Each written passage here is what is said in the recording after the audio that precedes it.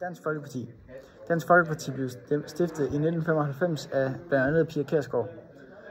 Og i 96 blev partiet opstillingsberettiget. Det vil sige, at de fik de her 20.000 sedler skrevet under af folk, der godt vil have partiet. Og i 2014 blev Morten Messerschmidt valgt ind i Europaparlamentet med det højeste antal personlige stemmer nogensinde i Danmark.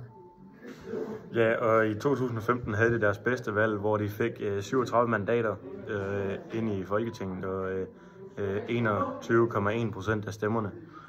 Og det er deres bedste år, og de var dem, der fik anden flest mandater.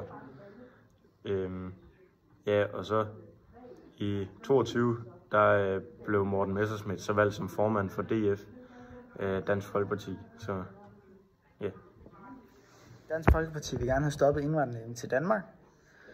Dansk Folkeparti vil gerne bestemme selv, så de vil gerne melde ud af EU. De vil gerne have lov og orden i landet, så der ikke er så stor kriminalitet.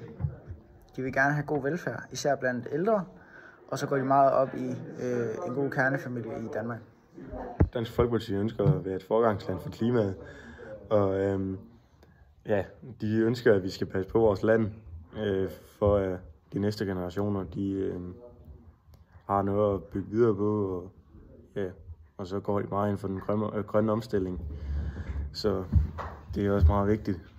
Men i 1992, der udledte Danmark 75,2 millioner tons CO2, og i 2018 udledte vi 51,4 millioner tons CO2, så der er også sket en væsentlig del, men det er ikke nok, så det går de meget ind for. Og så Dansk Folkeparti, det er også et grønt parti, synes de selv i hvert fald, og de ønsker at være et forgangsbillede for den grønne omstilling.